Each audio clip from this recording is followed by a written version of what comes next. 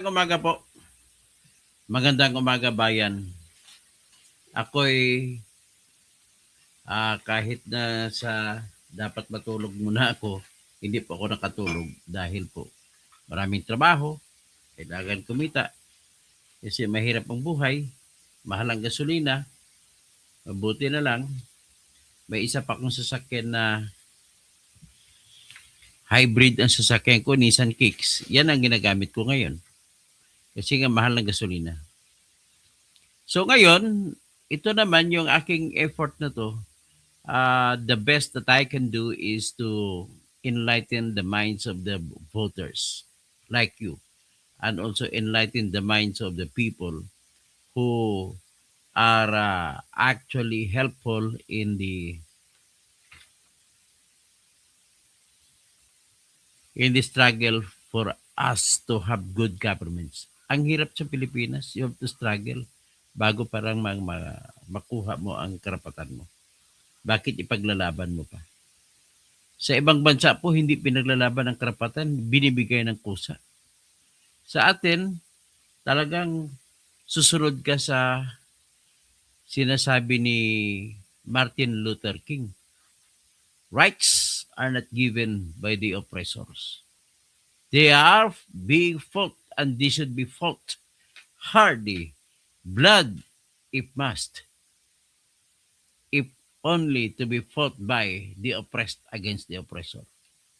Sa totoo lang, Tagalogin natin, sa Pilipinas, ang nangyayari po, ang karapatan ay hindi binibigay ng mga nang-aapi. Bagkus ito ay dapat ipinaglalaban ng mga inaapi. At ang problema pa sa ating bayan, kung sino pa yung lumalaban para sa makuha nilang kanilang karapatan, ay siya pang nasasakdal, siya pang nakukulong. Kamalas-malas, sila pa ang mapapatay. Take for instance, itong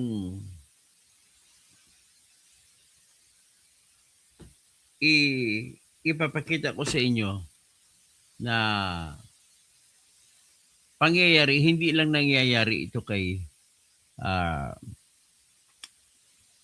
hindi lang po nangyayari ito kay sino to? Hindi lang po nangyayari kay Sarah. Mayaman na nga si Sarah, may pera. Hindi sa mga mamamayan natin na maliliit nangyayari. Yan ang napakahirap na katotohanan. O napalitaan ko, i-discuss ko later, itong may isang si Joey Alonzo sa Cavite ay inagaw ang lupa na sinasaka niya for more than 50 years. Hindi niya alam kung paano nangyari at dumating si Cynthia Villar at pinagsabihan siya na nabili na daw nila yung lupa nila. Ang lupa na yun ay, sa pagkaintindi ko, ay ginawad ng Agrarian Reform Department noong panahon na yun, kahit buhay pa si tatay nila. At nung namatay si tatay nila, ay natural na minana niya mula sa tatay niya. Kasi patay ng tatay niya. Kung sino yung aktibo sa mga anak na magmamana, na willing magsasaka, ay sa kanya na pupunta yung sasakahin. Ito po ay nangyari dito. Kaya binabanggit ko lang yan, just ihambing ko lang, na sa panahon ngayon, ang mabibiktima ka kung ikaw ay, number one, maliit na mama at kursunada nila ang may bagay silang kursunada na kukunin sa iyo. O di kaya, dahil sa politika, kahit mayaman ka pa, babanatan ka pa. So, ganun po dito sa Pilipinas. So, kaya nga sinasabi ni Martin Luther King na pinuno ng mga black movement sa Amerika noong araw, mga 1960s. Siya po ang nagpasikat ng ng talumpati na ang pamagat ay I Have a Dream. Pagkatapos, ang nangyari dito, kagaya sa Negro noong araw, sa Pilipinas ngayong araw, ang lahat ng karapatan nito ngayon ay halos lahat ay pinaglalaban. Sa malayang bansa, hindi mo na kailangan makipaglaban. Sasabihin mo lang, I know my right. Ibibigay ng kagad sa iyo. Atras na kagad ng pulis. Pero dito sa Pilipinas, amin po yung lupa, hindi pa nabenta. Ay, kukunin. Kagaya kay Cynthia Villar. O, ano ba yung mga bilyar na yan? Mayaman na kayo. Ang involved, ang pinag-usapan, 2.5 hectares. Grabe naman. So, walang pinag-iba yan dito. Mang-agaw ng will ng tao, kung sino ang gusto ng tao. Kasi, kitang-kita na kasi. Aminin man nyo sa hindi. Ay, sa ngayon po, kung ngayon ang eleksyon mangyari, ang layo-layo po ng lamang ni Sara Duterte. At ikumpara mo sa recent survey na ang lagapak ni Bongbong Marcos na 28 negative 28%. Lagapak niya sa trust rating at saka sa hindi negative 9% pala. Negative 9 at saka parehong negative 9 sa trust rating at saka approval rating. Mas marami ang nag-disapprove. Pero kay Sara naman, positive 28. Marami, sobrang dami ang nag-approve sa kanyang trabaho na ginagawa sa ngayon. At sobrang dami rin ang nagtitiwala sa kanya. Well, hindi natin masisisi kahit na vice presidente lang siya at kukunting trabaho lang ginagawa niya. Kasi po, nakikita kasi ng mga tao, alam mo naman mga tao maawain. Nakikita nila kasi inaapi yung mga Duterte. Na dapat dito nga litisin si Digong Duterte. Bakit kinidnap pa nila? Sila pang gumawa ng krimen ng kidnapping or illegal arrest. Ang kidnapping, I am stating that as kidnapping as a generic sense. Pero ang talagang kaso sa inyo dyan ay serious illegal detention. Mahigit 3 araw na hindi nakabalik. At with regard to that, meron akong vlog dyan mamaya. Ano na lang kaya ang mangyari? Anyway, ang pag-usapan lang natin ngayon, itong karapatan na pinaglalaban, hinahambing ko lang karapatan ng mga mamamayan na maliliit at si Sara ay sumisikat. Una, sabi ko dahil sa inaapi ang tatay niya. Pangalawa, siya na rin ang inaapi. Kung maniwala man kayo sa hindi, Boying Rimulya, John Vic Rimulya, kung maniwala ka rin na Vlogcaster Armandi, si Enzo Recto. Kung maniwala kayo, top 1, sino pa? Si Coach Jarrett, si Atty. Claire Castro. Marami pa kayo. Kung naniniwala kayo, ano lang nahibang kayo sa inyong kahibangan. Lagi niyo sinasabi ni binabanatan si Duterte, pero hindi kayo maniniwala kasi sarado ang inyong mata at saka utak para kay Bongbong Marcos.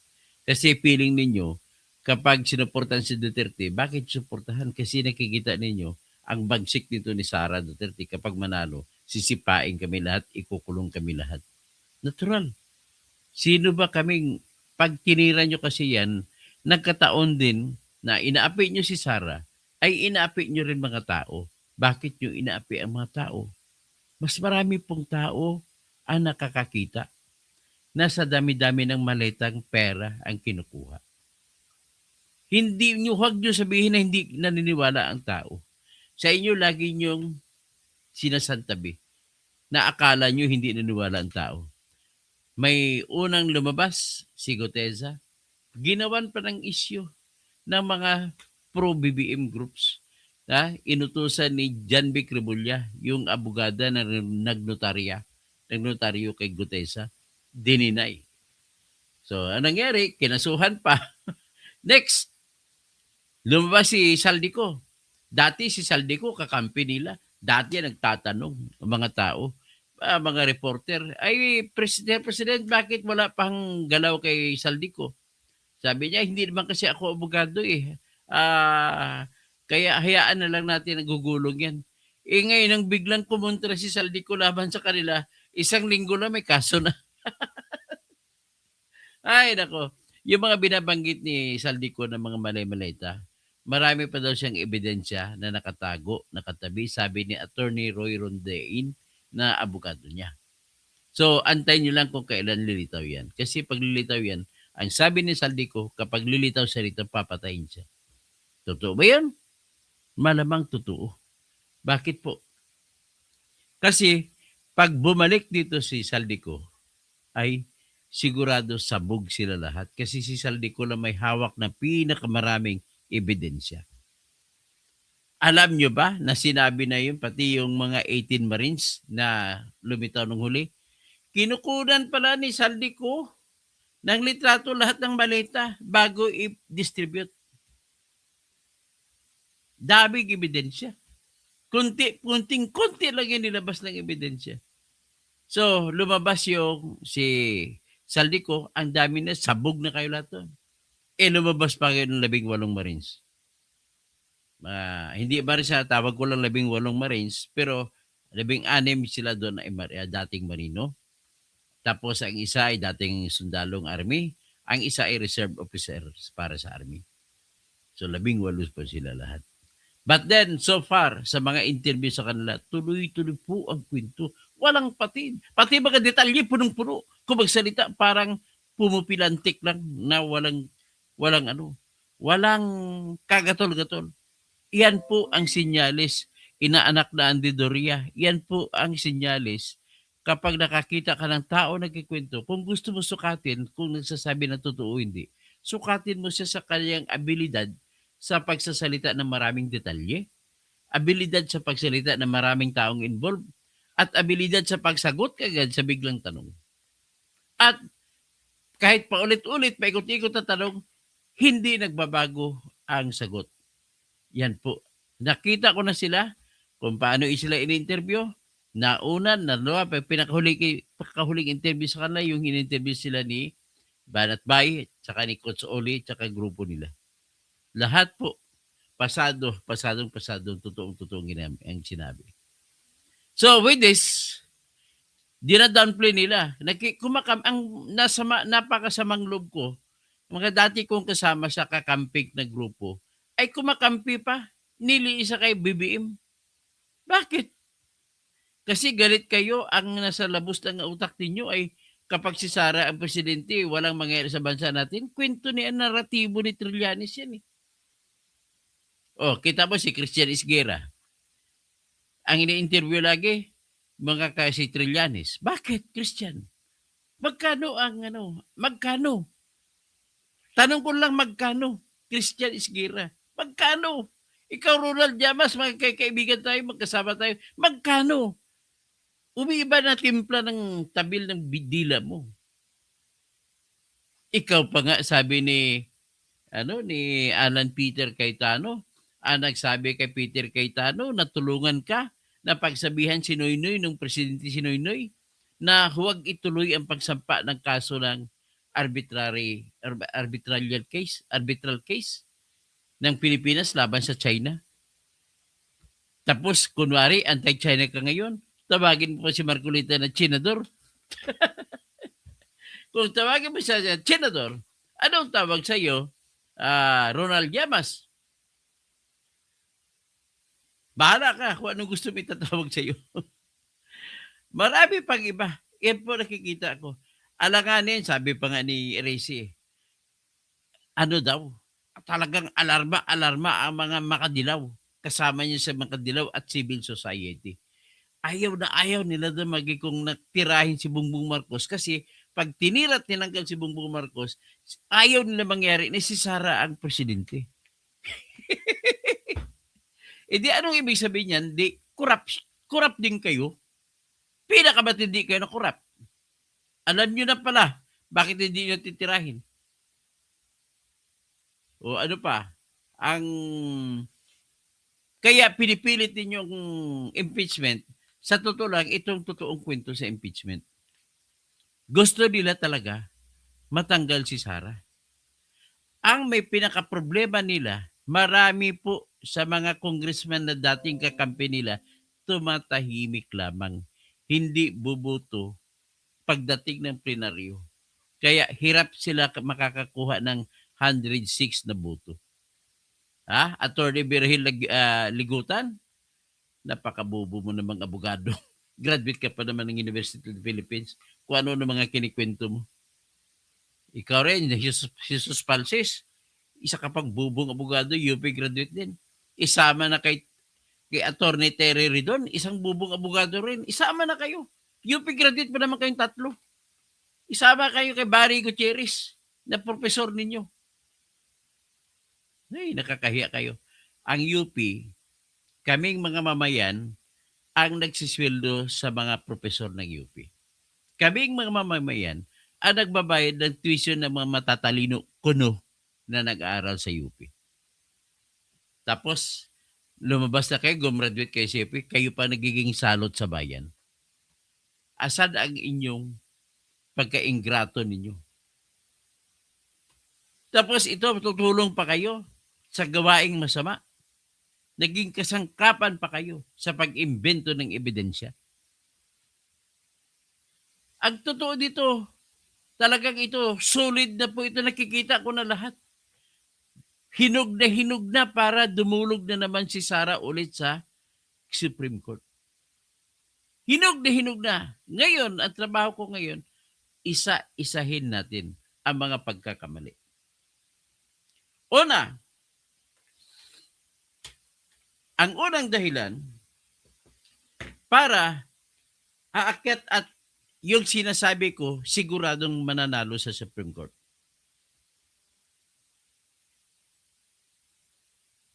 Ang unang dahilan ay ang withdrawal ng impeachment complaint noong March 2 na ginawa ni Kiko Aquino D. So, ano ang meron doon? Pinasadya nila ni Leila de Lima ipawithdraw kay Kiko Aquino D yung reklamo na sinampa noong February 2. At yung isang reklamo na sinampa noong February 2 rin ay binasura nila ni Jervil Luistro sa kanilang buto-butuhan sa kanilang committee. Tapos, pinalusot nila yung number 3 na reklamo at number 4. Ang katwiran naman ni Kiko Aquino D, yung kanyang reklamo daw ay pareho lang sa number 3. Pero ang totoo dyan, magkapare-pareho lang sila lahat. Ang laman, iniba-iba lang ang pagkasulat. Iba-iba lang ang English ginamit, pero pare-pareho lahat ang laman. So ngayon, dahil sa sinabi ko, yan ang unang dahilan, ano ngayon ang paliwanag? Ito ang paliwanag dyan. Sa Supreme Court na decision nung nakaraan, sa impeachment case ni Sara na binasura ng Supreme Court, sinabi ng tahasan ng Supreme Court, kapag ang isang impeachment na reklamo ay wala ng value, it cannot proceed. Sa oras na ito ay mangyari, ay hindi na pwede magsampa pa ng bagong kasong impeachment. Okay. Natandaan natin, February 2, 2 reklamo sinampa. Tapos, may kasunod sinampa, February 19, kung hindi ako nagkamali, isa may February, after February 6. So, 4 na reklamo. Sabay-sabay ito, inendorso ni Speaker Bujidi doon sa Committee on Justice. So, dumating sa kamay ng Committee on Justice, March 1, kung hindi ko nagkamali. So, dumating sa kamay ng Committee on Justice, March 2, utos siguro ni Leila de Lima ito, March 2, inutusan nila si Kiko Aquino D na bawiin ang reklamo, yung impeachment. So ngayon, anong meron dyan na magiging dahilan sa problema? O, Binmar Huerte, makinig ka.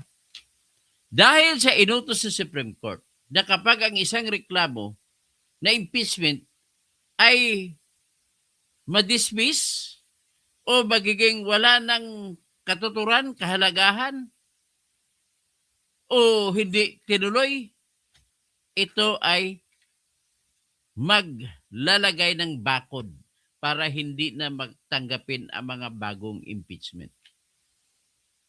So ladies and gentlemen, dahil March 2 binawi, anong ibig sabihin? Ibig sabihin po, nagkaroon na ngayon ng bakod na ang taas hindi na kayang banggain ng ibang mga impeachment. March 2, winidraw ni Kiko Aquino at kasamahan niya ang reklamo nila. Pinayagan din niya nang nag-endorso na si Leila de Lima. Si Leila de Lima nag-endorso sa reklamo nila ni Kiko Aquino at nag-endorso din siya sa isang yung pangatlong kaso. Ibig sabihin, for the first time in history, nangyari na ang isang congresswoman o isang congressman ay nag-endorso ng sobra sa isang reklamo. Yan po nangyari. So ngayon, saang dalawang reklamo na impeachment ang titingnan na may bisa? Dahil dalawa ginendorso ni Leila de Lima.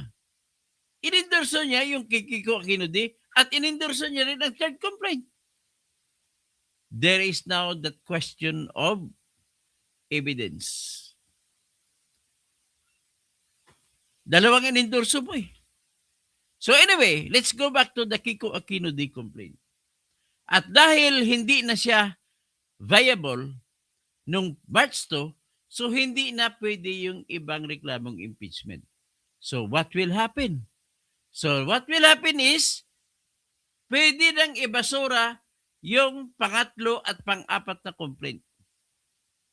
At hindi na pwedeng tanggapin. Ganon mangyari. Kita mo naman, ang bubo kasi ng mga Justice Committee. Pinamumunuan nga ba naman ni Jervil, Attorney Jervil, Abogado de la Mesa, Jervil, ano bang haba naman, Beatrix, Lucarit, Luistro, pati kay si Mr. Bean ng Pilipinas, si Attorney Terry Redon, na tinanggal ni Digong noon sa National Poverty Commission. Presidential Commission on Urban-Poor. Kasi, ang dahilan kung bakit tinanggal siya ni Duterte, dati baka Duterte yan ang bakit siya tinanggal ni Duterte ay bumiyahe ng 7 biyahe sa abroad, panay abroad. Yan, ganun ka-corrupt yung Terry doon. So ngayon, ano na ngayon ang sistema ngayon? Dahil pinagpatuloy ninyo, ay mapipilitan na ito ngayon, nakikita ko, mapipilitan na ngayon ang abogado ni Sara Duterte pag napuno yan. Pag matapos, halimbawa, nagkaroon ng plenaryo at i-endorso nila, dyan magsasampa ng, kasi last chance na yan pinagbibigyan na nila ngayon. Binibigyan na ng ng chance itong mga kasama ni Beatrix Luistro, Lucarit, Luistro. Kung wala na remedyo na matitira kasi binutubutuhan na nila at iakyat nila sa Senado, dyan na ngayon ang papasok ng kaso sa Supreme Court. Ang dahilan, the new cases filed against Sara Duterte are already barred by 1-year prohibition rule. Bakit barred? Ulitin ko naman, dahil withdraw ninyo nung March 2, yung reklamo ni Kiko Aquino so hindi na kayo pwede mag-akyat pa ng kaso. Hay, nako. Yan po ang mangyari. Yan ang legal effect niyan. Kung may nakikinig sa akin ng mga abogado ni Sara, i-discuss nyo yan. Number 1 ground nyo yan. Number 2 ground nyo ay yung Section 5. Paglabag sa Section 5, Rule 3. Ano meron sa Section 5, Rule 3 ng House of Representatives Rules of Procedure in the Impeachment Proceedings? Ito, ipakita ko yung rules para makita ninyo. So nakita na ninyo yung rules, yan ang rules. Section 7 yan. Pakita natin ang section 5. Pero bago ko, ayan section 5 oh. Pero bago natin pag-usapan ng section 5, pakita ko muna sa inyo ang title ng dokumentong ito. Rules of Procedure in Impeachment Proceedings. 19 Congress inaprubahan. At inadapt nila hanggang ngayon. So tingnan natin sa Rule 3. Rule 4, tapos Section 4, alam na natin, it's a determination of sufficiency and form. Alam na yan. May mga verification at may endorsement. So number 5, determination of sufficiency of substance. Nakasabi lang dito na the requirement of substance is met. Ibig sabihin, merong sustansya ang kaso if there is a recital of facts constituting the offense charge and determinative of the jurisdiction of the committee. Yan. Ano ba ang nirecite na facts? Yan ang tanong niyan. Dito, nilabag nila patungkol kay Sara Duterte. Bakit? Ginawa kasi nila, nagkaroon sila ng double standard. Double standard, bakit?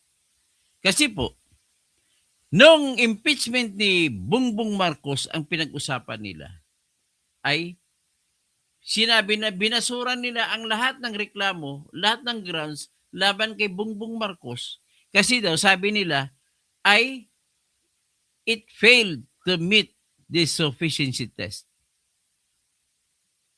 Tama ba sila? Mali. Mali po. Bakit? Kasi ang iniutos lang ng batas nila na pagsusundan nila at ito po ay batas ng buong House of Representatives, hindi pwede baguhin ito ng committee lang. Committee on Justice. Anong sasabihin? Ibig sabihin dito? Kay Sara, kailangan lahat ng mga kailanganing detalye ay may isasabi na para tumuloy ang kaso laban kay Sara. Na ang kailanganing detalye ay sapat para ma-impeach siya. Ngayon, bigyan ko din ng example sa nangyari. Ang unang kaso sinampa nila laban kay Sara, unang article ay yung tinatag na paglustay kuno niya ng confidential fund na 125 million.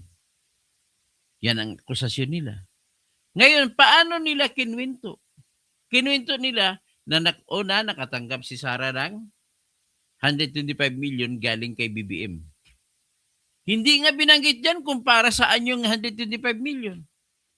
Bali, pinag-usapan na lamang, natanggap sa usapin sa social media at kinwento na rin nila ng umakusa na iyon daw po ay confidential fund. Walang kumontra. Kahit si BBM, hindi kumontra. Sabihin na natin confidential fund. Pero walang statement doon kung ano ang nature nun. So, nagkulang na sila kasi kailangan i-confidential fund. Banggitin talaga nila. O, pangatlo, ang pera matapos i-download muna sa Office of the Vice President. Pagkatapos, pang-apat na banggitin nila ay dapat nang matapos ma-download ay nagpa-withdraw si Sara Duterte mula sa Land Bank at ang lahat ng 125 billion ay winidraw. At binigay mga yun, dahil binigay noong December 21, 2022, siyempre, winidraw nila lahat. So, number 5 na pag-statement nila, ng pagka-withdraw ng pera, tinurn over, binigay ni Fajarda, Edward Fajarda, at saka si Hilda Acosta, binigay nila kay Lieutenant Colonel Dennis Nolasco at saka Lieutenant Colonel Raymond Dante La Chica na parihong intelligence officers na hinire o na kinuha ni Sara Duterte mula sa Philippine Army. At sila ay nakatalaga sa Office of the Vice President ang isa at ang isa ay sa Office of the Secretary of the Education Department. So, yan ang nangyari. Binigay doon kay sa dalawang colonel. After that, wala nang kwento. Walang nilagay na kwento kung paano nagiging nawala yung pera. Sinabi lang doon na nagbigay, dinagdag nila na nagbigay ng liquidation report si Sara Duterte at sinertify niya sa report na napunta sa lahat na tamang paggastusan ang pera.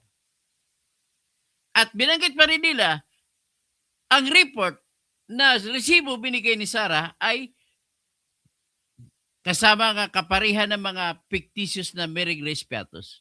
Dami. In fact, lahat ng resibo, fake ang pangalan.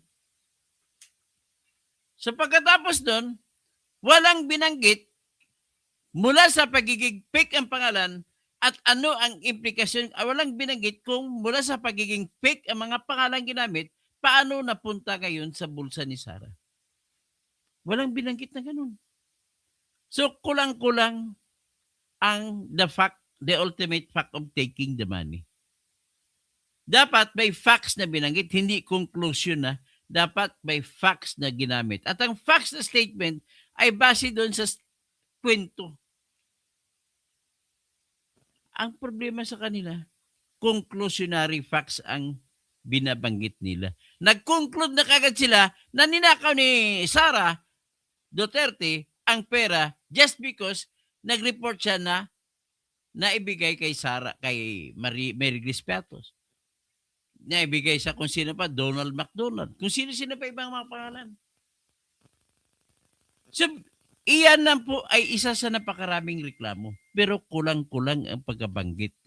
Dapat ay automatic, hindi nakasunod sa Section 5 ng Rule 3 ng Rules of Impeachment, dapat ibasura na yun. Anong ginawa nila? Ang ginawa po nila ay ganito. Nag-motion sila ni Ridon at tinanggap nila at ang ginawa nilang proseso ay imbis na titingnan lang kung sapat ba ang pagbanggit ng mga detalye. Ang ginawa nila, nakita nila maraming hindi sapat. Kaya ang ginawa nila, titingnan nila kung may mga iba pa bang, kung may ebidensya ba. Sabi na, ay may ebidensya pala pagkakuha. Pwede natin mapasubpina ang bangko. Yan, doon nila idinugtong. Hindi naman sinasabi sa batas na kailangan maghanap ko ng ebidensya. Hindi. Kung kulang ang pagbanggit ng detalye, dapat basura. Ang ginawa nila para ma-compensate nila, dinadaya nila ang tao na nanonood sa live stream na hindi man lang naintindihan kung ano ang nangyayari. So, ang ginawa ni Ridon ay, sabi niya, kung malalaman naman yan sa bank accounts, sa records, sa AMLAC. Kita mo na ang pagkakaiba. Hindi ko na babanggitin ng iba siguro kasi mahabang oras na yun. Pero lahat po ng akusasyon kay Sara ganun. Kulang ang pagkabanggit and yet pinalusot na meron daw sufficiency in substance. So, ang ibig sabihin po, kung sumundin mo ang Section 5, kung kulang pagkabanggit, dapat basura. Hindi ang ginawa. Pinasok Kay Bongbong naman, kung bakit ko sabi na may double standard, ang isa sa mga kasong sinampa kay Bongbong ay yung pagiging addict niya. So, anong nakalagay doon?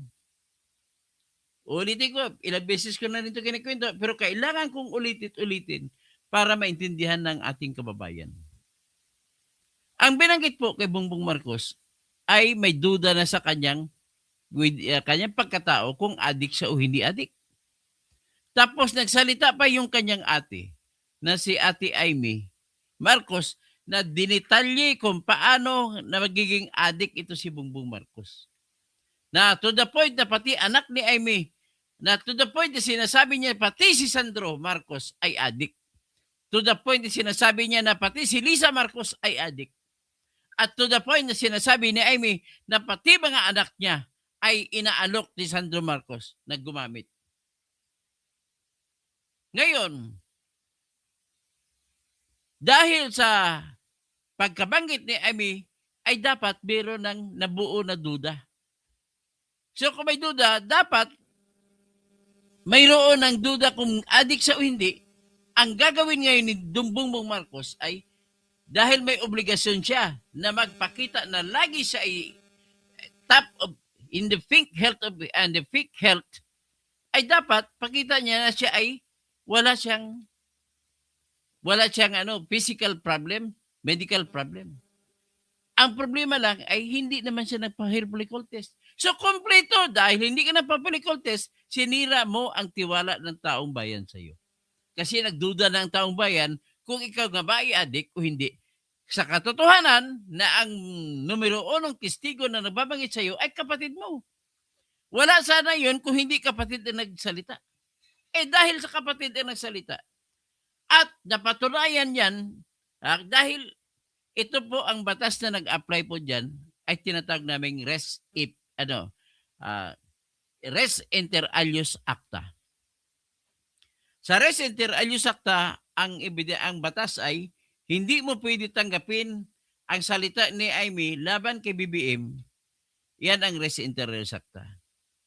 Maliban na lamang kung mapatunayan sa ibang uri ng ebidensya na yung nagsasalita na si Amy at saka si Bongbong ay meron silang close relationship. Alam naman natin lahat na magkakapatid. May close relationship. At nagsama sila sa isang bubong mula bata. At sinabi ni Amy, mula pa na monitor niya ang kanyang kapatid, si Ading, na adik. Ibig sabihin po, sapat ang ebidensya na sabihin kong ebidensya mo sukatin. Pero nabanggit po kasi sa requirement ng substance ay sapat na nabuo kung ang pagbanggit ng mga detalye ay sapat para ma-impeach si Bongbong Marcos. Sapat. Bakit inyo binasura nyo? Binasura nila sapagkat ang kanilang katwiran ay wala namang ebidensya at hindi nila kinukonsidera na ebidensya si Amy Marcos. Nakalimutan nila na sa sufficiency test ay hindi pa kailangan ang ebidensya. Pero ginamitan lang ebidensya, hinanapan lang ng ebidensya. Kaya may double standard. Binasura kay Bongbong, kompleto ang pagkabanggit ng mga detalye, pero binasura. Kay Sara, kulang ang pagkabanggit ng detalye, pero inaprubahan. So, dalawang point yan para pwede umakyat sa Supreme Court yung mga abogado ni Sara Duterte. Kasi kung hindi magsasampa, halimbawa, ang mga abogado ni Duterte, ako mismo magsasampa sa Supreme Court para ipatigil ang impeachment na yan. So, number 3, yung ginawa na lang isang araw. Sufficiency in ground. Ang utos, dito, buksan natin ang utos. Ang utos ay nakalagay sa Section 6 na magsumiti si Sara ng sagot in 10 days. At sa sagot niya, kung kinakailangan, kung gusto niya, kung nararapat para sa kanya, magsumiti siya ng mga ebidensya na magsusuporta sa kanyang sagot. At ang mga ebidensya na yan ay expectedly yung mga testigo, yung mga affidavits ng kanyang mga testigo. So, ibig sabihin, kung anong affidavit niya, may counter affidavit siya para ikabit dun sa kanyang answer. At expectedly, meron namang affidavit din ang nagsampa ng reklamo laban sa kanya. So, ang susukati na lamang nagagawin nila, dito mo makita sa Section 7. After receipt of the pleadings, affidavits and counter affidavits, ibig sabihin,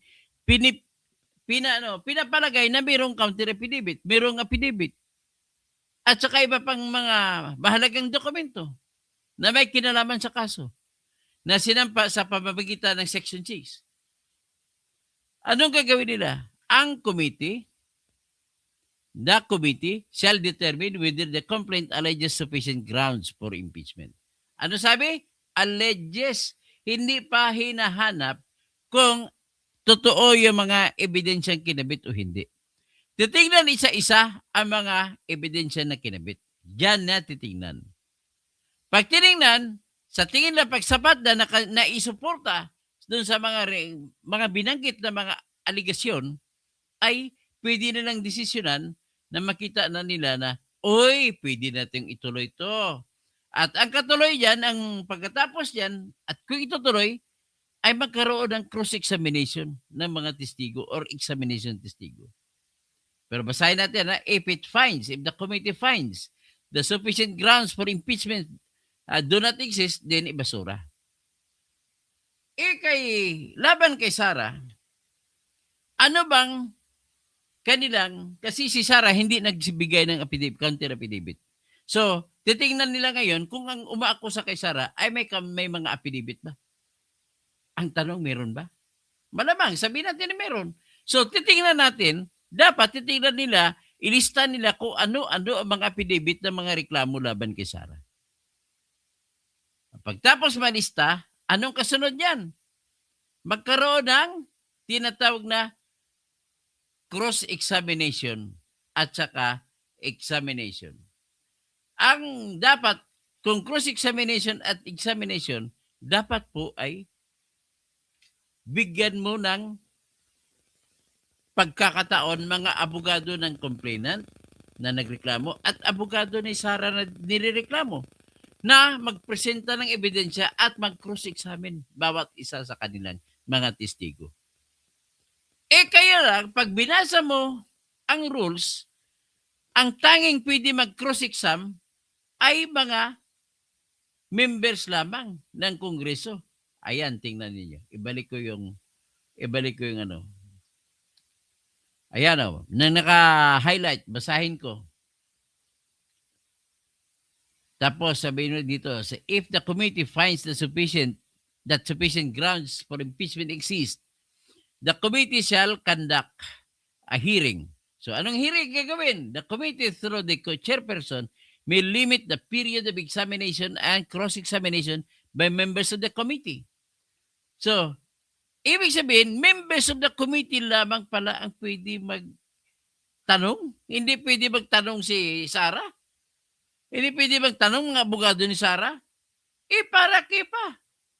Para saan pa? Ba't gusto na patinin si Sara? Hindi naman siya makatanong. Nakatingin pa lang siya. Parang sabi ng mga Ilonggo, taddo din bukid. Parang gano'n na lang. Nakatingin ka lang. Wala kang karapatan. Naririnig mo, binabanatan ka, wala kang karapatan magtanong. Ito po ang nangyari. Kasi wala tayong magagawa. Kasi ito naman ang kanilang batas. At hindi ito pwedeng baguhin. Kasi kailangan may approval pa ng buong House of Representatives. Sinabi pwede rin magpatawag ng mga subpoena daw kuno para sa mga testigo. At pwede rin mag-utos na i-produce ang mga dokumento o iba pa. At saka, tandaan mo pa, isa sa gusto nila ipatawag, ipapasubiti yung bank records ni Sara. So, ganun po nakita. So, nakita na ninyo. So, ang pangalawang ground na pwedeng umakyat sa Supreme Court si Sara ay yung sufficiency in substance na pagkakamali nila. Ang pangatlong ground, ito yung isang araw na hindi nila inisa-isa ang mga dokumento na sinumiti at mga affidavit na sinumiti ng nagreklamo. Kahit walang dokumento si Sara binigay, dapat may obligasyon pa rin sila na titingnan muna isa-isa ang mga affidavits at ebidensya ng kalaban ni Sara. Hindi nila ginawa. Anong ginawa nila? Nagkwento, kung tawagin pa manifestation, tinawag ni Jervil Locaret Lumistro bawat isa at nag-manifest. Ang manifestation po ay hindi ebidensya. Kwento. Yun lang, kwento. Ang hinahabol ng proseso na inuutos sa inyo, tingnan nyo, isa-isahin nyo mga ebidensya, suriin ninyo. Ito bang affidavit na to, nagsuporta ba ito sa usapin na confidential fund? Yan ang tanong. O anong ground ito yung sinusuporta nito? Ito ba yung magpaplano siya papatay? Dapat ganun ginawa. Hindi ginawa. Nagboto-boto lang na manifestation at nagboto pabor. Siyempre, hawak sila sa ilong ni Bongbong Marcos at saka ni Sandro. Yes.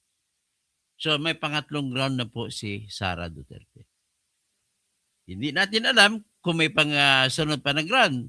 Pero as we watch it over, kasi ang sunod na hearing sa March 25. So, nasa Miyerkules yan, sa sunod na Miyerkules. Abangan natin yan. Pero sa ngayon, ay antayin na lang ni Sara Duterte at kanyang mga abogado na matapos yung proseso ng committee at isumiti ng committee sa plenaryo sa kabuuan at kung ipapasa nila sa Senado, that's the perfect time na para magsampa si Sara ng bagong kaso sa Supreme Court at ipapatigil naman nila dahil hindi nilabag naman ng Justice Committee ang due process. Ibig sabihin ng due process, sundin nyo ang process na ginagawa na sinabi ng House of Representatives. Hindi nyo sinunod nilabag nyo. Binago pa ninyo. Okay? Ganun po. So at least intindihan nyo na ako ha. Yan ay opinion ko. Yung mga hindi conforme sa opinion ko, you are free to comment here. Pwede rin babasahin ko, basta ang hiling ko lang sa inyo, wag lang kayo magmura. Magiging sibilisado tayo. Ha? Okay, ganun lamang po. So, next is, unahin muna natin si Esteban Wakdan. Okay, taga Cordillera ka no, Esteban no? Answered prayers, dito na mapatunayan na ang kasinungalingan ay hindi magtatagumpay laban sa katotohanan. Tapos si Bernard Magtibay. Okay, Bernard. Tapos sabi niya, bakit binitrial po? Di ba kamali, no? Sa sunod ko lang itatakil to. Tapos hindi naman pala makapag-cross exam. Okay, si Lorlito Borja. Good morning, Kadok Toto. Tapos good morning pala kay Dr. James C. Reyes. Good morning din kay Francisco at saka Eli Reyes dyan sa Nueva Ecija. Parehong Reyes. Ang Reyes po ay Spanish word for kings. Ang rey kasi sa Espanyol ay rey, king. Kung maraming king, Reyes. Tapos, Denz Ramirez, good morning, Katoto. Watching from Region 5. Please shout out to me. Maray na agas sa mga Bicolano. Tapos, Eladio Socorro, Tamsak. Tapos si Kwak Marcos Jr. Sa Senado pa rin ang totoong laban. Sarsuela na lang ang ginagawa nila ni Luistro sa binitrial nila. Yuli Tayag. Hello, good morning everyone. Evangeline Bagalpo. Tama sir. Tapos si Tommy. Kita talaga ang pagkakulubot na sa mukha ni Marcos. Hindi na kaya ng make-up, parang may malalang sakit. Kitang-kita na talagang payat na payat. Petra Gatusang. God save the Philippines. Tapos si Lay Kayabyab. Huwag ibahin, usapan, panagutin lahat na may kasalanan. Tapos sino pa si Britna Spears, mga walang hiya yan, Coach Jared, Tapuan, Derek Freddy at iba pa. Inaanak na Andy Doria, shout out from Los Angeles, California. Wow, galing dyan Andyan ata si ay wala, sa Florida pala ata si nanalo kanina si Alex Iyala, ang galing. Sana manalo pa rin ulit. Tapos Denz Ramirez, Sir Toto, tagal ng people power, AFP, busog na ba sila? Robin Tadla. Tama kayo dyan, sir. Si Pyra, never nagsabi ng walang ebidensya ang Committee on Justice sa impeachment ni Inday. Nagsabi, iba yung sinasabi, iba yung katotohanan, Pai. Okay? Ang katotohanan ay wala naman silang ebidensya. Mamaya, itudo ko. Sige, kay Edwin Pedroso. Buti sir, hindi ka nakatanggap. Good job. Ito po, ilalabas ko po yung pag-amin nag-amin po si Gerbil Locarit Luistro na wala pala silang ebidensya sa salin na istorya sa bank records. Ito, pakinggan natin si Gerbil Luistro. Ma'am, hindi ho ba ang mga grounds po para po sa impeachment ni VP Sara kasama yung unexplained wealth at saka daw po yung violations sa SAL-N, di po ba? That is correct, Manong Ted. Okay. Ang claim po ng kampo ni VP Sara, no, na dito po sa aligasyon na ito, wala ngang ultimate facts. At ito rin nga daw po based on speculation and built on conclusion. Ano ho ang hawak ng komite based on the complaint na may nagpapatunay na totoo pong merong unexplained wealth ang BP at maging merong mga irregularidad sa kanyang SAL-N? Well, right now, Manong Ted, no, ang hawak lang natin ay yung naging manifestation ni Congressman Ridon, if you remember, the two SAL-N which were shared during the determination of sufficiency in substance of the third and the fourth impeachment complaint. No? Nevertheless, ayon sa ating mga justice members, hindi natin pwede i-expect ang mga complainants to have with them already this bank records. Bira mo ha. Nasa batas nila na hindi pwede mag-supply ng ebidensya ang mga Justice Committee members.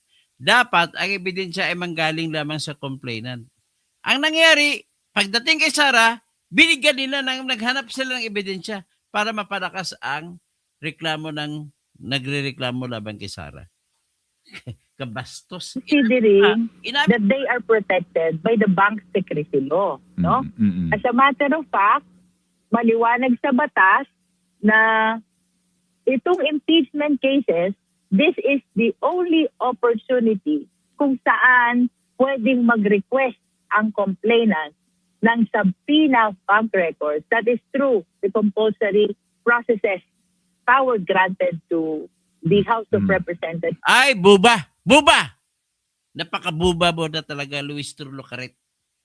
Wala pong kapangyarihan ng House of Representatives magsabpina ng bank records. Basahin mo ang Republic Act 1405. Nagsasabi, ang exception ay impeachment cases. Hindi pa ba tawag na impeachment case kung nagpaproseso pa lang kayo?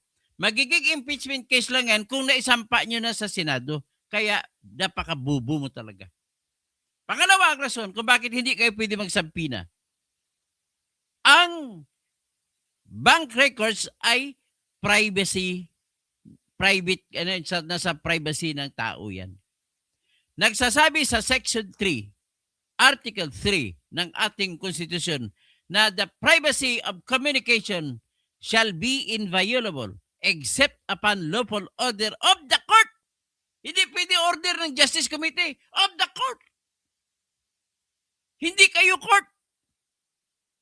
Kasunod, iniutos sa Section 2, Article 3 ng Constitution na search warrant shall issue only upon probable cause to be determined by the judge at hindi kayo judge. Pakabubo. Ay, bubo, saan ka nang galing? Anong klaseng school ka? University Batangas? Ganun bang turo sa University Batangas? And even to the Senate, no? So, bagaman tama ka, Manong Ted, sa observation mo na kulang sa attachment. But the explanation to this, according to the members, they cannot avail yet of the bank record protected by the bank secrecy law. And they are actually taking advantage of this process, the impeachment process, to be able to present those bank records in support of the allegations of unexplained wealth. No? Ang problema dyan, inamin niya na po. Sinasabi doon, natitingnan mong ebidensya na sinumiti na nagrereklamo. Bawal kayo mag-supply ng ebidensya kung walang sinumiti ang nagreklamo. Diyan makita po, another point ito.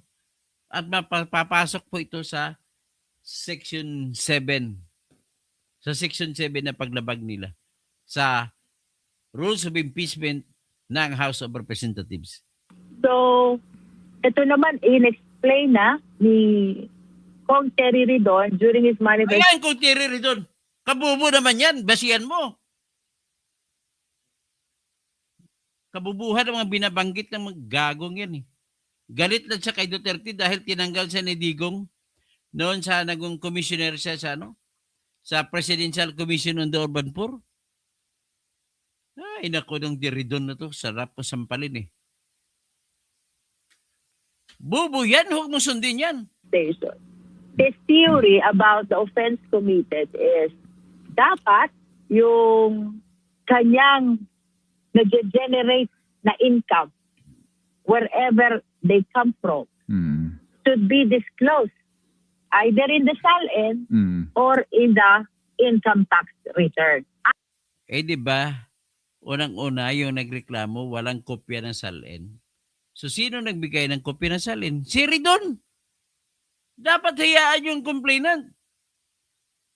Pangalawa, ang binanggit lang ni Ridon, yung 2008 na SALN at yung 2000 at saka 2024 na SALN.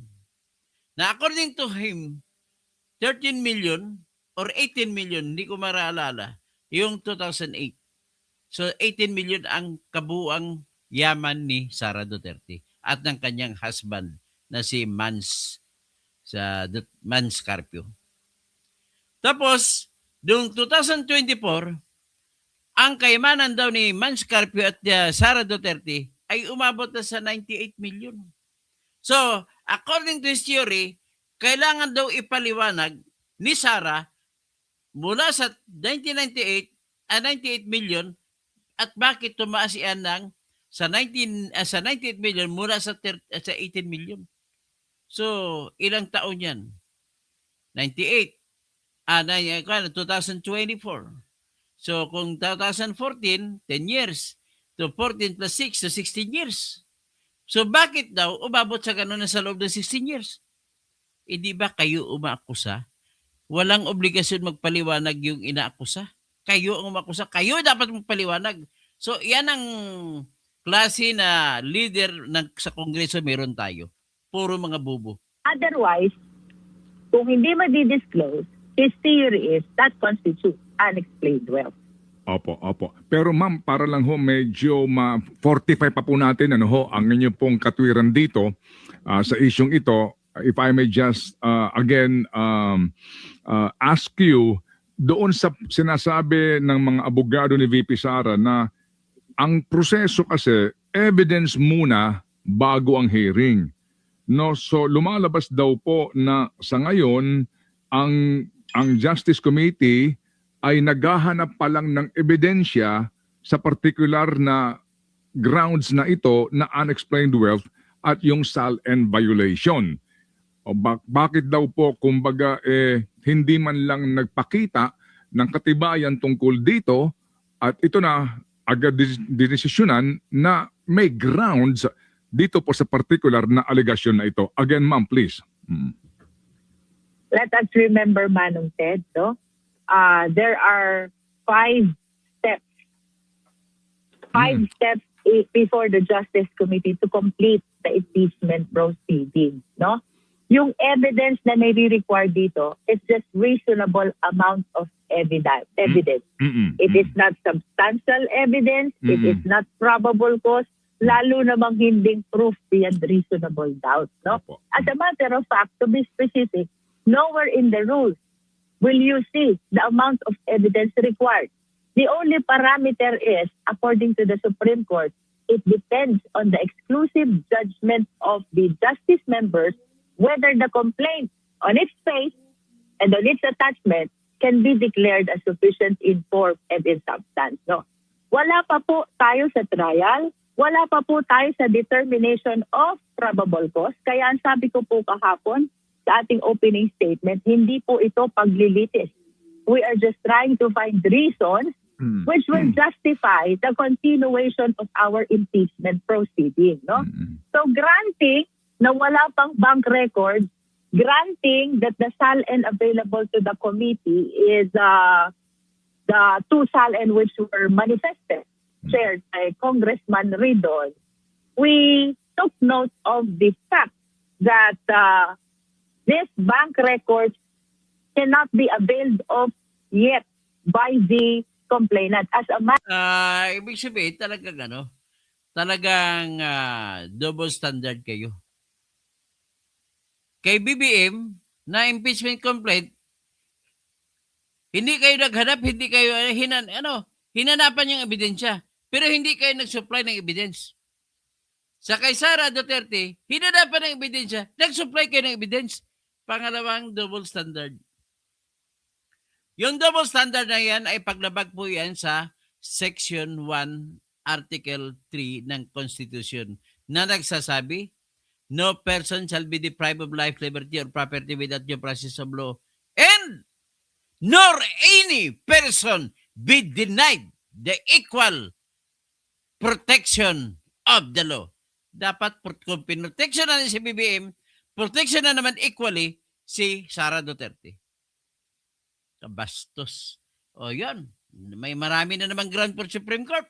of fact, they need to make use or explore the compulsory power of the Justice Committee to be able to avail themselves of these bank records and present them before us in support of the allegations of unexplained wealth. Now, with regards to SALN and even ITR, ito naman ay bank. Let me correct you with your grammar. Gerbil Locaret Loestro. Hindi po, mali po magsalita with regards to. Ang tamang grammar po ay with regard to. Ulitin mo pa, isasampalin kita din sa computer. I mean public records, which are easy to actually inquire into and to present, no? And to complete the explanation, Manong Ted, no? Ang hinahanap pa lang ho natin dito, tapat na dahilan to move forward. Okay. And under the rules, nowhere will you see. Wala naman nung sinabi ang rules na ang kailangan ay substantial evidence.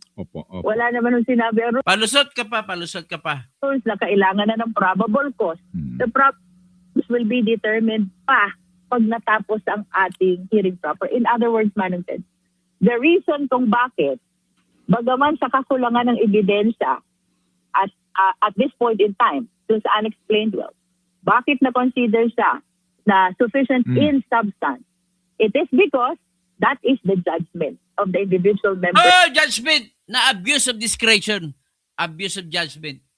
of the Justice Committee. Kaya gamitin ko yan ang ground sa Supreme Court.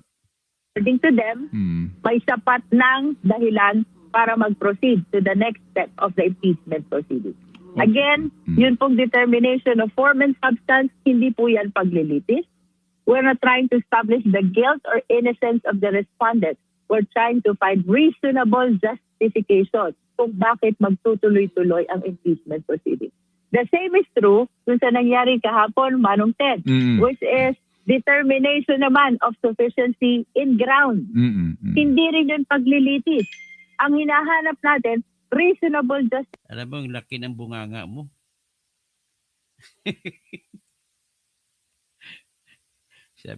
Kung sabihin mo, kung gaano kalaki ang sayo sa baba, ay kung gaano kalaki rin ang bunganga mo. Justification why we should proceed to hearing proper. No? And the thing is, Manong Ted, ang naging observation ng mga justice members kahapon, sayang yung answer ni VP because it failed to respond directly. Obligasyon ninyo, sa inyo, ang opinion ninyo sayang. Hindi sayang. Taktika niya yun.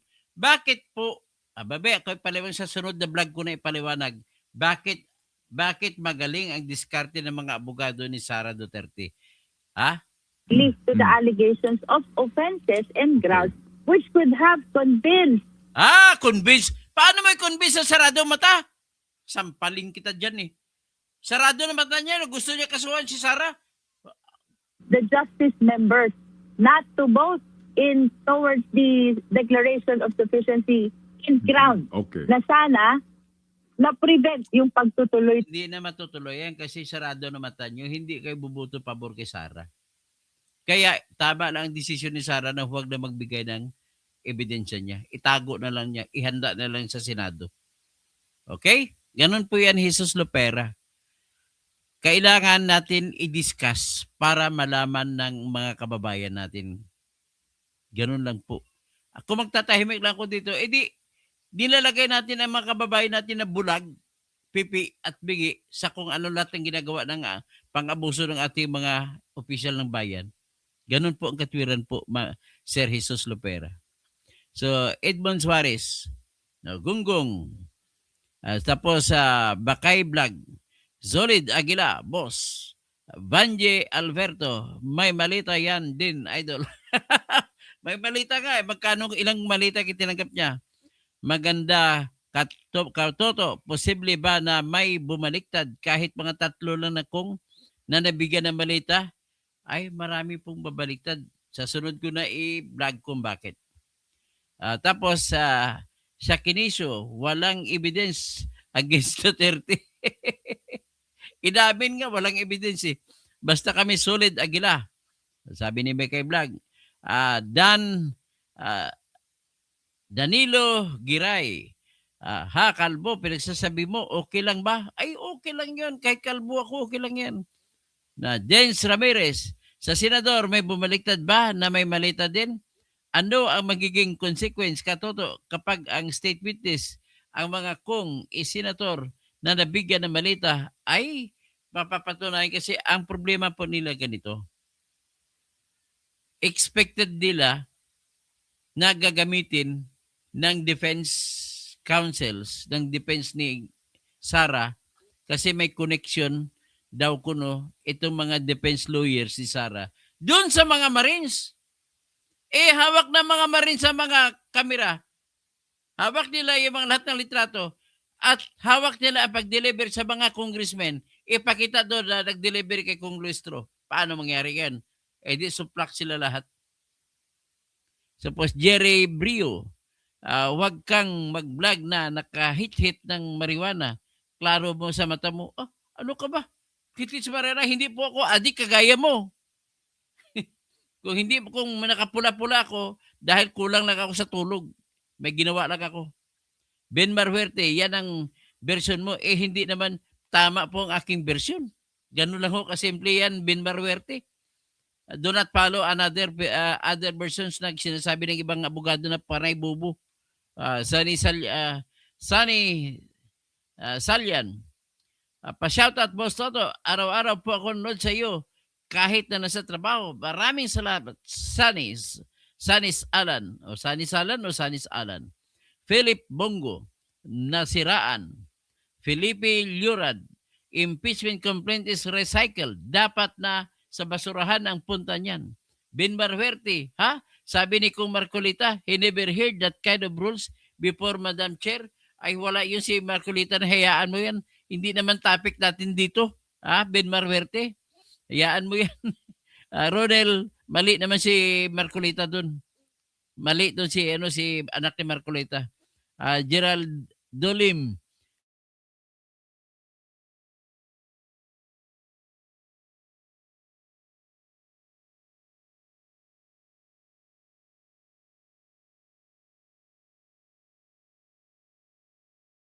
ayun, pinatay na naman ako. Grabe. Inatake na naman ako. Ay, nako. Rafael, sino? Sino pa sino pang iba? Hindi na pinatay kasi ang kuwan ko eh. Nawala tuloy ako.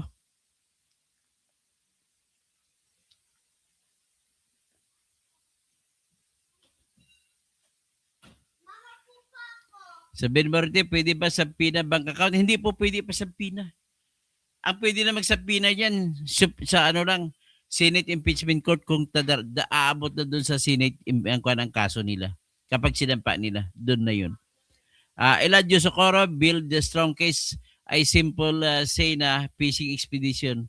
Charlie Whiskey, kung pera naman ni Ridon po, ang ginamit sa travel, okay lang yan. Hindi po eh. Pera ng pera ng bansa eh. At saka bago ka umalis po, pag ikaw opisyal ng bayan, magpaalam ka muna sa boss mo. Kung Office of the President ka, nagpaalam ka dapat sa Office of the President. Raymar, grabe tayo, mahirap mga congressman, may 2 milyon na naman, kawawang Pilipinas. Romeo Boy, Doc Toto, laki mo sa TV namin, kaya kilala ka ng lahat dito. Ingat po dyan, sir. Ikaw lang ang the best. Sana, Senador. Sige po, Romeo Boy. Salamat po. Ben Barberte, prosecutor sila. Ay hindi po, ang prosecutor ay hindi ganun. Dapat, wag ka muna ganun maghanap ng ebidensya. Dapat sundin mo muna ang proseso. Kasi hindi ka magiging fair. Dapat ang prosecution ay fair sa umaakusa at saka sa inaakusa. Ganun po yun, Ben Barberte.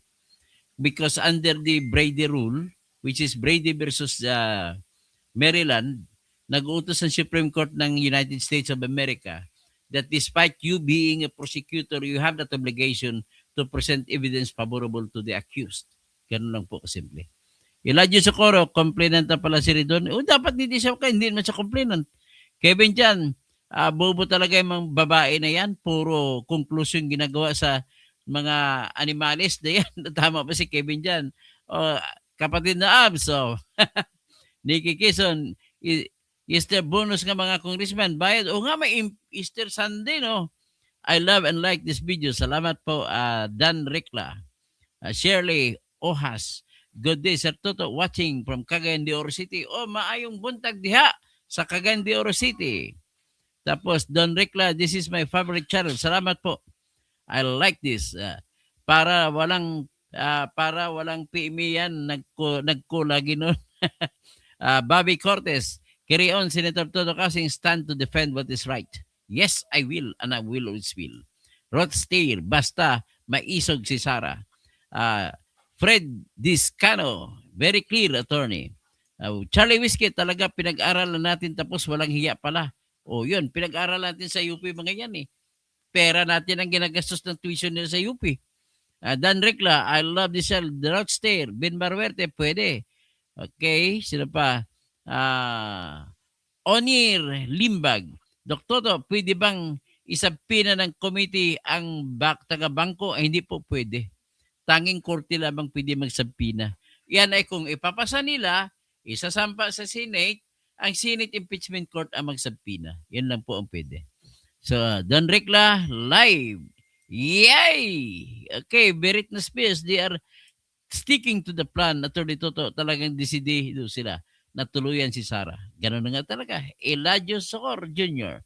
Public trust na nga eh. Di dapat libangin mong karangalan mo, ibangon mo karangalan mo at ipahiya mga nag-akusa na adik ka, takot sa result, kuha nyo. Okay, Rodster, ano klase yan? Paki naman, examine po, please. There's no discrepancy. Ano bang discrepancy na sinasabi ni Rodster? Sabi na nga ng korte na hindi ka pwede impeach kung ang kaso sa iyo ay hindi ka na presidente. Ang kwento ni Manang Amy ay teenager pa. Hanggang ngayon, presidente siya eh. Yung addict siya, presidente pa rin siya, ng addict siya. Charlie Whiskey, hindi yata evidence ang picture ng maleta. Anyone, ang evidence po, Charlie Whiskey, kailanganin lang yan sa sunod na kabanata. Pero sa ngayon pa lang, kinitignan na kung sapat ba pagkareklamo. Ang mga lahat ba na detalye na banggit, yun lamang po. So, Vicky Mansion, good morning, Toto Tirador, watching from Lucena City. Charlie Whiskey, asan galing malita na pera? Galing po kay saldi ko. Elijah Socorro, medical problem din ng hair follicle test para sane at nasa state of mind ang presidente. Tama po. Bobby Cortez, good morning, Senator Dr. Toto, well explained all present issues. Harbar, naku Toto, trader, sablay na naman argumento kaya na disbari. Aga Gonzales, ano naman pagigipit ninyo mga congressman na nagpa-impeach kay BP? Sara, takot kayo, magiging Pangulo siya, ingat kayo, darating araw, ano naman singilin. Ben Barberte, medical problem, ang hair follicle. Okay lang. Elijah General Socorro, bakit ayaw bangon ni BBM ang karangalan? Yan ang problema sa kanya. Di ba? Pakibasa po, sabi ni Ben Barberte, katuto ng mga comment ko kasi maraming DDS dito. In black, binlock ka ba? I make my right to be heard. Okay lang, don't worry, binabasa ko po. Ben Barberte, isa Senado, magta-trial agad kasi wala si Mr. Fortwith, useless ang Supreme Court. Ben Marwerte ha, sabi ni Kong Marcolita. Ay, mali po si Kong Marcolita doon, Benmar. Ben Marwerte, yan po ang version mo. Eh, hindi mo naman, ay, mali po yan. Si Jesus Lumira, gasing ka totoo. Ay, kayo, sa ino pag iba. Marami po kasi kayo eh. Sino pang iba? Romeo Boys, Dr. To. Laki sa TV. Laki ko pala sa TV dyan. Tingnan pa yung Eladio. Sino pa? Robbie Noble Banyaga. Nabudol ang mga Marcos admin. Yung una, pumirma sila dahil may bayad. Ngayon, kahit cash ang bayad, hindi sila pumipirma. Bobby Cortez, Bako Saba 2.0. Sumunod ka sa batas, alagad ka ni Bangag. Mapapansin nyo ba na natutuwa siya habang sinasabi ni Luistro na sufficient informants laki ng ngiti niya? Tapos, Armadarant, kahit nabayaran kayo, listen to the cry of common people. Sino ba po nabayaran? Hindi, wala pa akong bayad sa akin, ha? Aner Limbag, parehas na siya ni Terry Ridon na Bupols. Eladio Socorro, Charlie Whiskey, pera ni Ridon ginastos sa travel trip? Really? Kung pera niya, yun, hindi siya na sibakin kinuha mo. Kung pera niyo, hindi siya dapat sibakin. Tama ka. Kay Charlie Whiskey, kung bakit siya sinibak, kasi pera ng pamahalaan ang ginamit ni Terry Ridon. Felix Tapp, napapansin niyo ba na natutuwa siya habang sinasabi ni Luis na sufficient inform ang laki ng ngiti niya? Sino po yun niya? Napapansin niyo po ba na, ay bakit pa ulit-ulit po? Hayop yan si Luistro. Gusto makuling sa mata. Sa Malta, makulong sa Malta. Sabi naman ni Eladio Socorro, di naman complainant si Ridon. Committee member siya, tapos siya magpapalabas ng salin. Charlie Whiskey, malversation ng public funds yan kung hindi authorized ang travel. O tama, malversation yan. Kevin dyan, dapat siguro sila ang balikan ni BP Sara. Tapos, napakaubob nila, no? Pepito, pag nanalo si Sara, kulong yan sa buyon ng Muntinlupa. Charlie Whiskey, hindi ka pwede basta-basta mag-withdraw sa government funds. Dami requirements. Tapos Eladio Socorro, di paglilitis, tapos gusto niyang mini trial. What a hypocrite. Hindi na makatanong, tapos mini trial. Anong ibig sabihin? Romel Bengson, tumba na ang mga argumento ng mga complainant na imbag na bigat. Tirador, doktor, na imbigat ka na kayo amin. Charlie Whiskey, no accounting office will release cash advance for 120 million. Antarhi, pro-BP impeach Sara. Pro-BP impeach po ay tanim scam, bendalo, dami-dami. Yuli Tayag, si Kampala yun, si Ontor. Tapos si Yuli Tayag, Pipito, atat si Luistro, ma-impeach si BP. Eladio Socorro, Berich na Spears, Kevin Jan, abusado sa kapangyarihan nila, maliwanag, Marlones, Marlon Reyes pala, malaki nga. Tapos Eladio Socorro, iyak na naman yan sa Supreme Court. Abuse of power ang discretion ginagawa nyo. Tapos si Rafael, yang ngabil murag lubot sa manok na mangingingit lagay. Arasosa, good morning, attorney. Good morning. Hildo Vergara, sayang hindi panalo na kay Luistro Pera. Sana malaman nyo na sa iyo sa HOR ay accuser at hindi korte. Ay nako. Romel Bengson, gagawin lahat ng lukaret dahil sa maleta. Ati Hides, Mixed Vlogs, Ati Hides, kumusta? Tapos Jules Busay, go Sir Boss Toto. Den Sameres, Katoto, mas matalino at si Lacson kay Tita Soto. Bakit mahina ngayon si Lacson sa investigation? Sa palagay nyo, nabayaran ng maleta? Ay takot siya pala na mabisto sa maleta. Kaya ayaw niya mag-imbestiga. Iba talaga ang pagkatanggap ng maleta. strategist Duterte. Jens Ramirez, na-off ka dito sa Luistro, mukhang nag-meet ni Tamba, kaya porsigido, mag-impeachment, pwede ba yun? Alam mo, si Luistro, delikado na matatalo sunod na eleksyon. Kasi bakit? Yung recent Kalye survey, ang dami-daming Sara na butante sa kanyang distrikto sa Batangas. Sa mga Batanggenyo, majority ay DDS. Ganun na po ang kasimple. Mga bendalo sa Justice Committee, kasuklam-suklam. Bahay ni Nit TV. Dr. To, may nilabas na naman si Libeste na may white envelope. Mga congressmen, MOA daw yun. Maganda yun. Sige, i-vlog natin yun. Cloud, always watching your channel, Katoto, because magaling kang mag-explain. Thank you po. Gito Pas, Zili, fake news yan. Pagtatak DDS talaga. Ay, totoo po ito. Ay, nakita nyo na pinakita ko na yung mga video mo. Sabi ka pa na fake news. Ano ka ba? Tupas pa apelido mo? The third? Putang ina, kamag-anak pa naman kita. Huwag ka na manood dito. Kamag-anak pa naman kita. Bahay ni Nintendo, maayong aga. Kasi ba, taga Coronadal here. Sa taga Coronadal, maayong aga kay Bing Pabi Arakel. Maayong aga sa mga taga Marbel, taga Banga, taga Tantangan, taga South Cotabato. Alam mo, Kung Miguel, dalagan na lang ako congressman dira sa sunod nga eleksyon. Pagbigyan mo ako, dalagan ka na lang gobernador. Tapos ang mayor naton si Bing Pabi Arakel. Kasi uniter, the great unifier.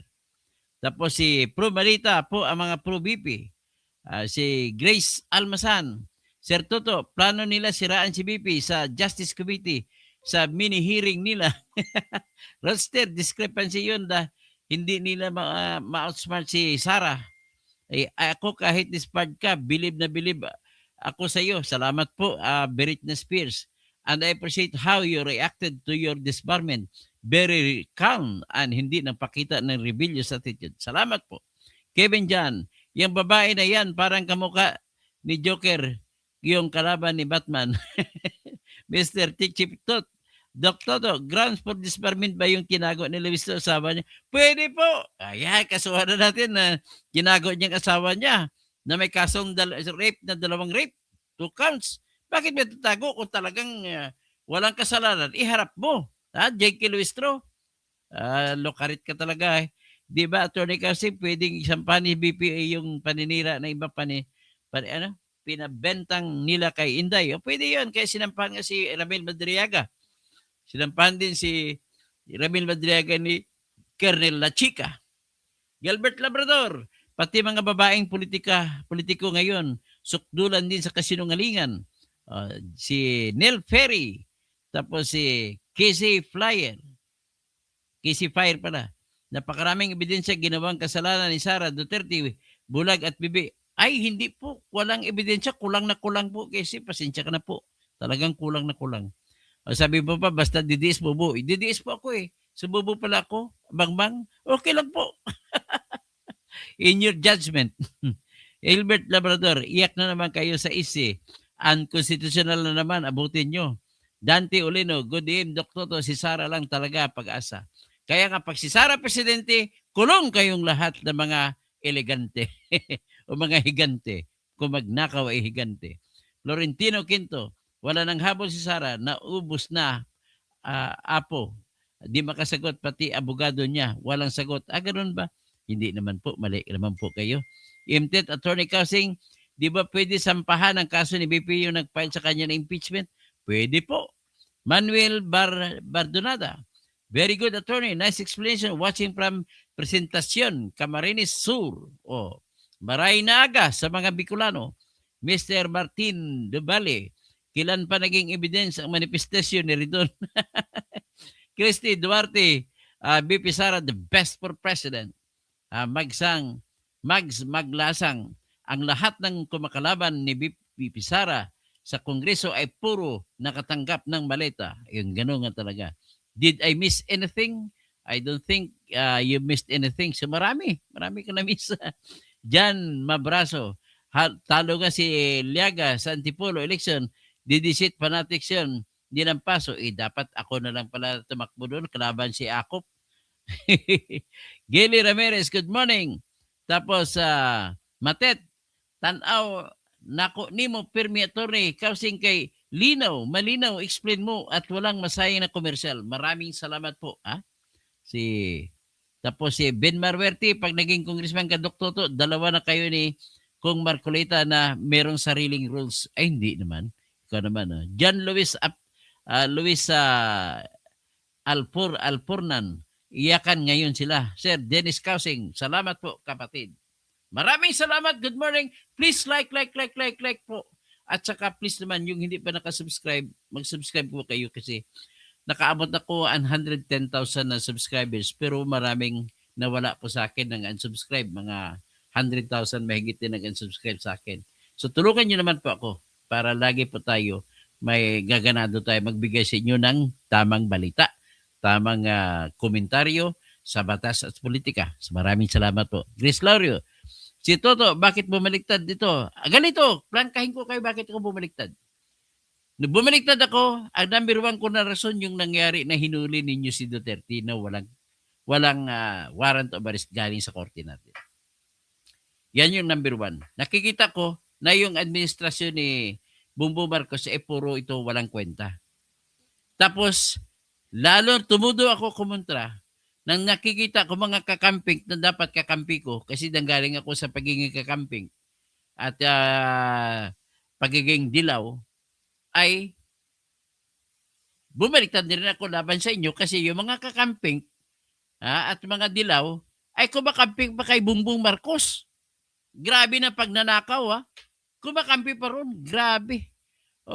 May tatakbon lang ako senador para hindi ako awayin ng mga politiko sa aming bayan. Sige, maraming salamat. Maraming salamat po. At kung pwede pa, mag-subscribe kayo sa channel ko. At dito po, araw-arawin ko na po na meron akong lecture sa bar exams. Para sa bar exams. Para tulong ko ito sa mga magtitake ng bar exams. So, meron po sa aking channel, mag-member po kayo. 75 pesos sa lamang po yan. Maraming salamat po.